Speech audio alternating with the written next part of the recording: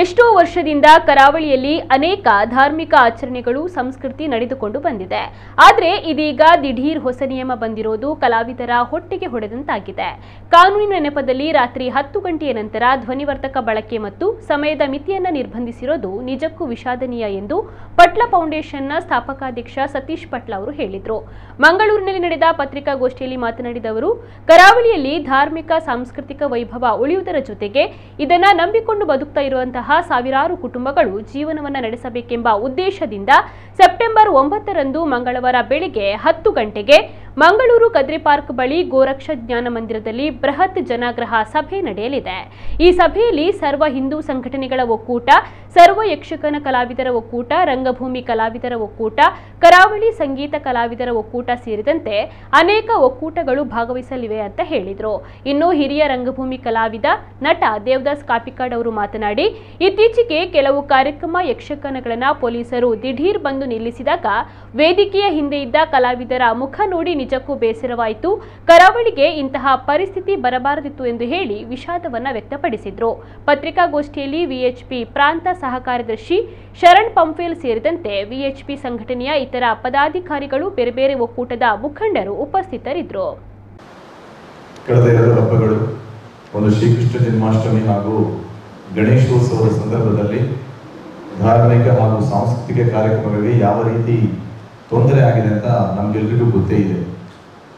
ಆದರೆ ಎಷ್ಟೋ ವರ್ಷಗಳ, ಸಾವಿರಾರು ವರ್ಷಗಳ ಇತಿಹಾಸ ಇರುವಂತಹ ನಮ್ಮ ಕರಾವಳಿಯ ಭಾಗ, ಉತ್ತರ ಕನ್ನಡದಿಂದ ಹಿಡಿದು ಕಾಸರಗೋಡು ತನಕ ಯಕ್ಷಗಾನ ಆಗಲಿ, ನಾಟಕ ರಂಗಭೂಮಿ ಆಗಲಿ, ದೈವಾರಾಧನೆ ಆಗಲಿ, ಇನ್ನಿತರ ಅನೇಕ ಧಾರ್ಮಿಕ ಚೌಕಟ್ಟಿಗೆ ಒಳಪಟ್ಟಂತಹ ಅನೇಕ ಕಲೆಗಳು ನಶಿಸಿ ಹೋಗ್ತಾ ಇರುವಂತಹ ಸಂದರ್ಭದಲ್ಲಿ ಯುವ ಜನತೆ ಕೂಡ ಇಂತಹ ಕಲೆಗಳಿಗೆ ಆಕರ್ಷಿತವಾಗಿ ನಮ್ಮ ಧಾರ್ಮಿಕ ಪ್ರಜ್ಞೆ ಹಾಗೂ ಸಂಸ್ಕೃತಿ ಸಂಸ್ಕಾರದ ಪ್ರಜ್ಞೆಯ ಉಳಿಯುವುದಕ್ಕೋಸ್ಕರ ಶ್ರಮಿಸ್ತಾ ಇದ್ದಾರೆ. ಅಂಥದ್ರಲ್ಲಿ ಅದನ್ನು ಮಾಡಲಿಕ್ಕೆ ಈಗಿನ ಈ ಜಿಲ್ಲಾಡಳಿತ ನಮಗೆ ಯಾಕೆ ತೊಂದರೆ ಕೊಡ್ತಾ ಇದ್ದಾರೆ ಎಂಬುದಾಗಿ ನಮಗೆ ಅರ್ಥ ಆಗ್ತಾ ಇಲ್ಲ. ಅನೇಕ ಕಾರ್ಯಕ್ರಮಗಳು ನಿಲ್ಲುವಂತಹ ಪರಿಸ್ಥಿತಿ ಒದಗಿ ಬಂತು. ಅರ್ಧದಲ್ಲಿ ನಿಲ್ಲಿಸಿದಂತಹ ಅನೇಕ ಪ್ರಮೇಯಗಳು ನಿಮ್ಮ ಕಣ್ಣ ಮುಂದೆ ಕೂಡ ಕಾಣ್ತಾ ಇದೆ. ಕಲಾರಂಗವೇ ಒಂದು ಪ್ಯಾನಿಕ್ ಆಗಿದೆ, ಕಲಾವಿದರೆಲ್ಲ ಪ್ಯಾನಿಕ್ ಆಗಿದ್ದಾರೆ. ಕೊರೋನಾ ಬರುವಾಗ ಹೇಗಾಗಿತ್ತು ಹಾಗೆ ಒಂಥರ ಇನ್ನು ನಮಗೆ ಕಾರ್ಯಕ್ರಮ ಸಿಗೋದಿಲ್ವ, ಕಾರ್ಯಕ್ರಮ ಆಗ್ತದ ವರ್ಷ ಎಂಥ ಅವಸ್ಥೆ, ನಮ್ಮದು ಬುಕ್ ಆಗ್ತಾ ಇಲ್ಲ. ಇಂಥ ಪರಿಸ್ಥಿತಿಗೆ ಒಂಥರ ಭಾಳ ಬೇಸರ ಆಗಿದೆ. ಜಿಲ್ಲಾಡಳಿತ ಗಮನಕ್ಕೆ ತರೋದು. ಒಂದು ಯಕ್ಷಗಾನ ನಿಲ್ಲಿಸುವಾಗ ಕಣ್ಣಲ್ಲಿ ನೀರು ಬರೋದು, ಪೊಲೀಸರು ಬಂದರು ಯಕ್ಷಗಾನ ನಿಲ್ಲಿಸಿದರು. ಆದರೆ ವೇದಿಕೆಯ ಹಿಂದ್ಗಡೆ 4-5 ಲಕ್ಷ ಪಾತ್ರಧಾರಿಗಳು ಅಲ್ಲಿ ನಿಂತು ಅವರ ಮುಖವನ್ನು ನೋಡಬೇಕು. ಜಿಲ್ಲಾಧಿಕಾರಿಗಳು ಅವರ ಮುಖವನ್ನು ನೋಡಬೇಕು. ಅವರ ಮುಖದಲ್ಲಿ ತವಕ, ಒಂಥರ ಒಂದು ಅಳುವಿನ ಛಾಯೆ ಇತ್ತು. ಬಹಳ ಬೇಸರ ಆಯಿತು ನಮಗೆ ನೋಡುವಾಗ. ಇಂಥ ಪರಿಸ್ಥಿತಿಯು ನಮ್ಮ ತುಳುನಾಡಿಗೆ ಬಂತಲ್ಲ ಅಂತ ಬಹಳ ಬೇಸರ ಆಯಿತು.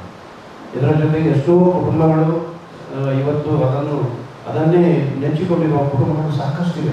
ಸಸ್ಯನ ಹೇಳಿದಾಗೆ ಕಲಾವಿದರು ಮಾತ್ರ ಅಲ್ಲ, ಅದರ ಹಿಂದುಗಡೆ ಎಲ್ಲ ಲೈಟಿಂಗ್ ವ್ಯವಸ್ಥೆ ಆಗಲಿ, ಜನರೇಟರ್ ವ್ಯವಸ್ಥೆ ಆಗಲಿ, ಬೆಳಕಿನ ವ್ಯವಸ್ಥೆ ಆಗಲಿ, ಎಲ್ಲ ಅದೊಂದು ನಮ್ಮದು ಒಂದು ಸಂಕೋಲ ಇದ್ದಾಗೆ. ಅವರಿಲ್ಲದೆ ನಾವಿಲ್ಲ, ನಾವಿಲ್ಲದೆ ಅವರಿಲ್ಲ. ಅಂಥ ಸ್ಥಿತಿಯಲ್ಲಿ ಯಕ್ಷಗಾನ, ಕೋಲ, ಇನ್ನು ಜಾತ್ರೆಗಳು ಸಸ್ಯನ ಹೇಳಿದಾಗೆ ಬಹುಶಃ ನಮಗೆ ಭಾಳ ಒಂದು ಆತಂಕ ಕಾಡ್ತಾ ಇದೆ.